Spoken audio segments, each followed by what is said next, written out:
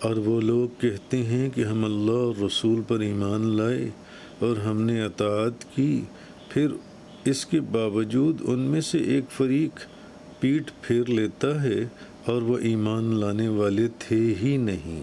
اور جب انہیں اللہ اور اس کے رسول کی طرف دعوت دی جاتی ہے تاکہ وہ ان کے درمیان فیصلہ فرما دیں، تو اس وقت ان میں سے ایک فریق اعراض کرنے والا ہوتا ہے۔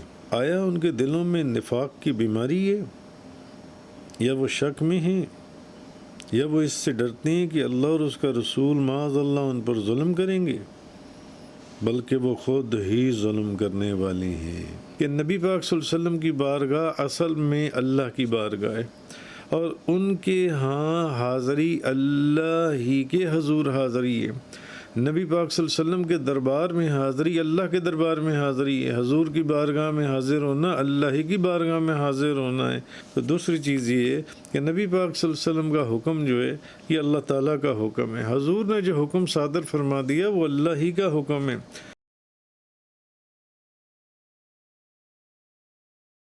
وَيَقُولُونَ آمَنَّا بِاللَّهِ وَبِالرَّسُولِ وَأَطَعْنَا ثُمَّ يَتَوَلَّىٰ فَرِيقٌ مِّنْهُم مِّن بَعْدِ ذَٰلِكَ وَمَا أُولَٰئِكَ بِالْمُؤْمِنِينَ۔ اور وہ لوگ کہتے ہیں کہ ہم اللہ اور رسول پر ایمان لائے اور ہم نے اطاعت کی، پھر اس کے باوجود ان میں سے ایک فریق پیٹھ پھیر لیتا ہے اور وہ ایمان لانے والے تھے ہی نہیں۔ وَإِذَا دُعُوا إِلَى اللَّهِ وَرَسُولِهِ لِيَحْكُمَ بَيْنَهُمْ إِذَا فَرِيقٌ مِّنْهُمْ مُعْرِضُونَ۔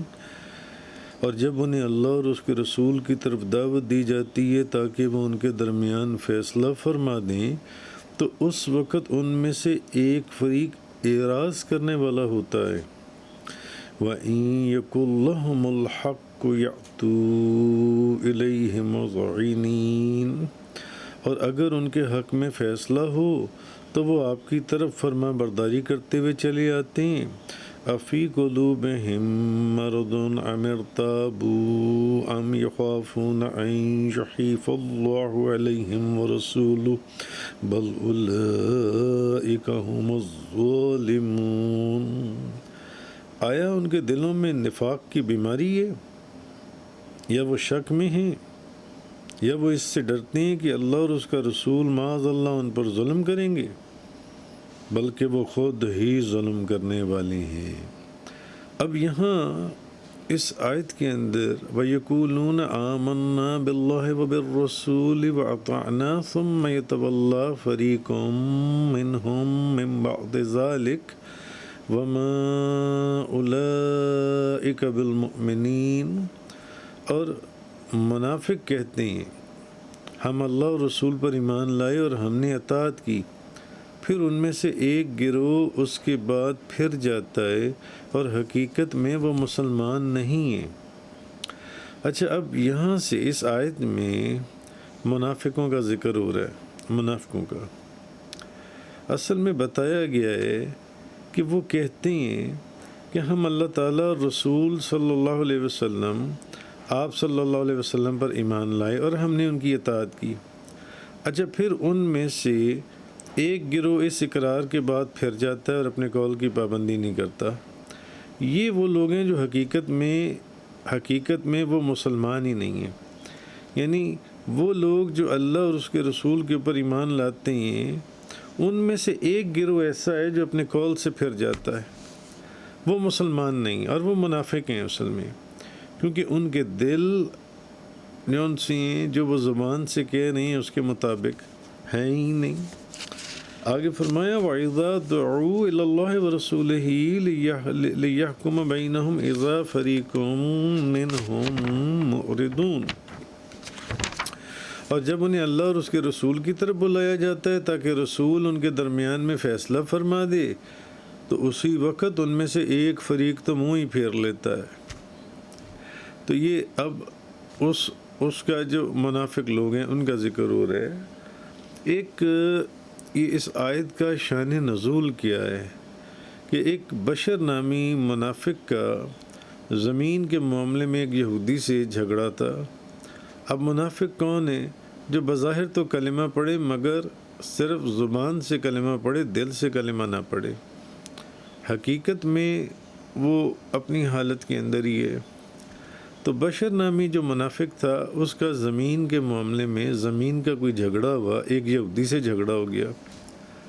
اچھا، یہودی جانتا تھا کہ وہ سچا ہے، وہ سچا ہے، اور بشر کو بھی پتہ تھا کہ وہ جھوٹا ہے اس زمین کے جھگڑے میں۔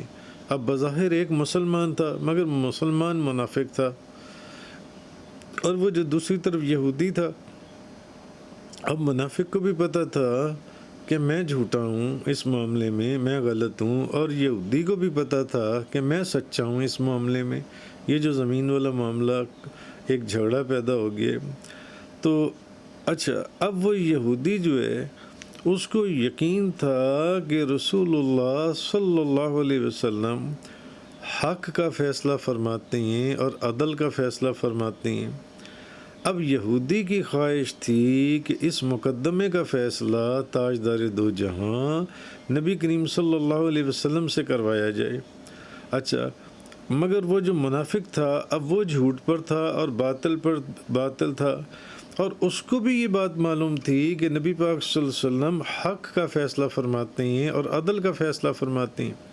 یہودی کو بھی یہ پتہ تھا کہ حضور حق کا فیصلہ فرماتے ہیں اور عدل کا فیصلہ فرماتے ہیں، اور منافق کو بھی پتہ تھا جو بظاہر مسلمان تھا کہ حضور حق کا فیصلہ فرماتے ہیں اور عدل کا فیصلہ فرماتے ہیں۔ اب دونوں کا اس زمین کے معاملے میں جھگڑا تھا، تو یہودی کی خواہش تھی کہ اس مقدمے کا فیصلہ نبی کریم صلی اللہ علیہ وسلم کی بارگاہ میں لے جایا جائے، مگر وہ جو منافق تھا، اب کیونکہ اس کو بھی پتہ تھا کہ نبی پاک صلی اللہ علیہ وسلم عدل اور انصاف میں کسی کی رعایت نہیں فرمائیں گے، اس لیے وہ اس کی خواہش تھی کہ یہ فیصلہ نبی پاک صلی اللہ علیہ وسلم کی بارگاہ میں نہ لے جایا جائے، حالانکہ وہ مسلمان تھا، بظاہر مسلمان تھا مگر تھا منافق۔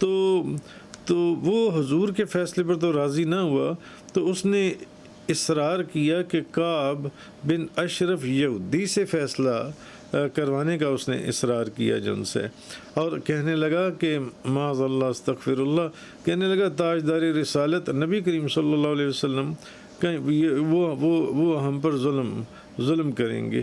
تو اس آیت کا یہ شان نزول ہے، اس وقت یہ آیت جن سی یہ نازل ہوئی۔ مگر یہاں سے ایک بات تو ہمیں پتہ چل گئی کہ نبی پاک صلی اللہ علیہ وسلم کی بارگاہ اصل میں اللہ کی بارگاہ ہے، اور ان کے ہاں حاضری اللہ ہی کے حضور حاضری ہے۔ نبی پاک صلی اللہ علیہ وسلم کے دربار میں حاضری اللہ کے دربار میں حاضری ہے، حضور کی بارگاہ میں حاضر ہونا اللہ ہی کی بارگاہ میں حاضر ہونا ہے۔ تو معلوم ہوا کہ حضور کی بارگاہ اللہ ہی کی بارگاہ ہے جن سے، تو ان لوگوں کو نبی پاک صلی اللہ علیہ وسلم کی طرف بلایا گیا، کیونکہ ان لوگوں کو نبی پاک صلی اللہ علیہ وسلم کی طرف بلایا گیا جسے اللہ نے فرمایا، اچھا بلایا گیا تھا نبی پاک صلی اللہ علیہ وسلم کی طرف، مگر اللہ نے کیا فرمایا؟ اللہ اور اس کے رسول کی طرف بلایا گیا۔ معلوم ہوا کہ اس کے رسول کی بارگاہ اللہ ہی کی بارگاہ ہے، اس کے رسول کی بارگاہ میں مقدمہ لے کر جانا اللہ ہی کی بارگاہ میں مقدمہ لے جانے کے مترادف ہے جن سے۔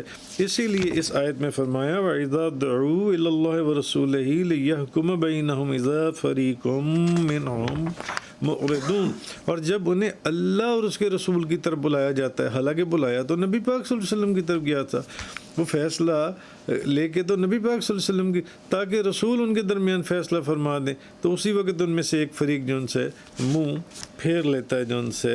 تو دوسری چیز یہ ہے کہ نبی پاک صلی اللہ علیہ وسلم کا حکم جو ہے یہ اللہ تعالیٰ کا حکم ہے، حضور نے جو حکم صادر فرما دیا وہ اللہ ہی کا حکم ہے، اور جس کے خلاف اپیل نہیں کی جا سکتی، ناممکن ہے۔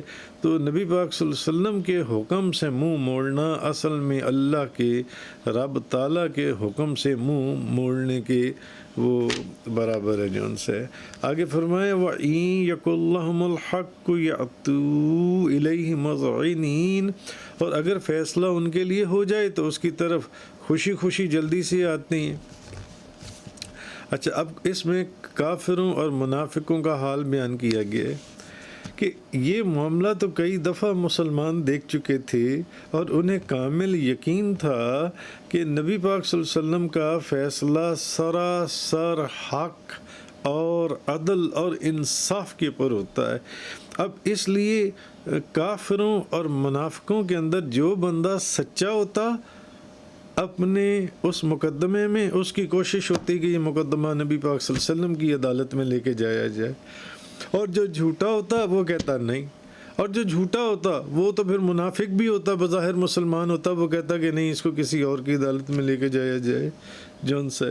مگر یہ نبی پاک صلی اللہ علیہ وسلم کی شان تھی کہ منافق اور کافر بھی جب سچے ہوتے تھے اپنے کسی مقدمے میں یا اپنے کسی جھگڑے میں، تو ان کی کوشش ہوتی تھی کہ یہ معاملہ نبی پاک صلی اللہ علیہ وسلم سے اس کا فیصلہ کروایا جائے، کیونکہ حضور اس کا فیصلہ حق اور سچ کے اوپر فرمائیں گے۔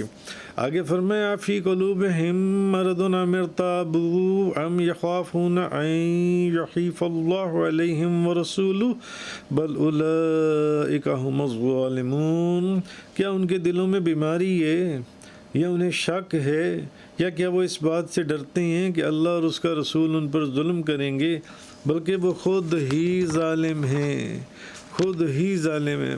بتایا یہ جا رہا ہے کہ کیا ان کے دلوں میں کفر کی بیماری ہے، کیا ان کے دلوں میں منافقت کی بیماری ہے، یا انہیں نبی پاک صلی اللہ علیہ وسلم ہمارے حبیب کی نبوت میں شک ہے، یا کیا وہ اس بات سے ڈرتے ہیں کہ اللہ اور اس کا رسول ان پر ظلم کریں گے؟ نہیں، ایسا ہرگز نہیں ہے۔ کیوں؟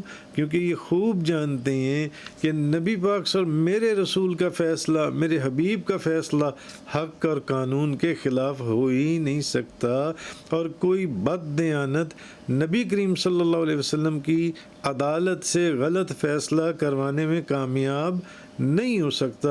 اس وجہ سے جو لوگ اپنی بات میں جھوٹے یا باطل پر ہوتے تھے، وہ نبی پاک صلی اللہ علیہ وسلم کی عدالت میں آنے سے گھبراتے تھے کہ نہیں، وہاں سے فیصلہ نہیں کروانا، کیونکہ حضور نے حق اور سچ کے پر فیصلہ فرما دینا ہے۔